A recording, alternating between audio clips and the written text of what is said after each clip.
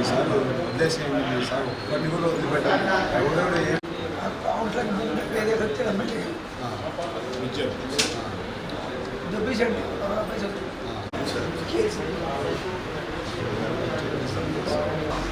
గుర్తుపెట్టుకున్నామా, ఎవరు చేశారో ఇది వాడిని వదిలిపెట్టుకుంటారమ్మా. వాడిని ఎదుర్కొన్నాము అదొకటి. ఏం మీరు మాట్లాడారు వాడిని వదిలిపెట్టారు. మీరు ఏం బాధపడుతున్నామో మీకు న్యాయం జరిగిస్తాం. స్ట్రాంగ్గా ఉంది.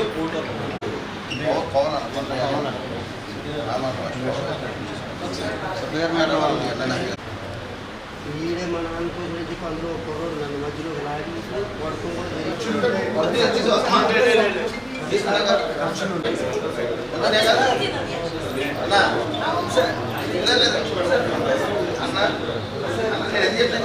ఎక్కడ ఉన్నారు?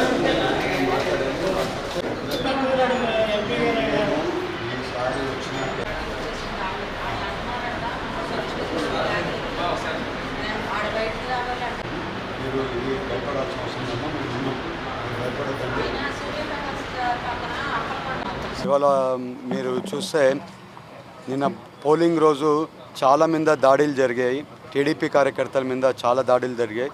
ఎందుకంటే టీడీపీ పార్టీ గెలిచిపోతుందనే దీంట్లో ఆవేశం కాదు, కావాలని ఉండే కక్షలన్నీ కూడా ఈ ఎలక్షన్ రోజే తీర్చుకోవచ్చు అని చెప్పి ఆ కక్షలన్నీ వాళ్ళు తీర్చుకున్నారు.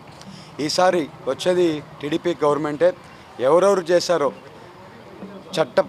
లా పరంగా ఏమేం చేయాలో వీళ్ళందరూ మా కార్యకర్తలను ఇన్ని రోజులు ఇబ్బంది పెట్టిన వాళ్ళందరికీ కూడా, అలాగే నిన్న ఇబ్బంది పెట్టిన వాళ్ళని అందరినీ కూడా లీగల్గా ఏం యాక్షన్ తీసుకోవాలో 100% లోకల్ ఎమ్మెల్యేలైనా కానివ్వండి, నేమైనా కానివ్వండి, యాక్షన్ ఈసారి గట్టిగా తీసుకోబోతున్నామని అందరికీ తెలుపుతూ, ఎవరు కూడా మా కార్యకర్తల మీద దాడి చేశారో వాళ్ళందరికీ చెప్తున్నాం, మీకు ఉండేది ఇంకొక 20 రోజుల వరకే.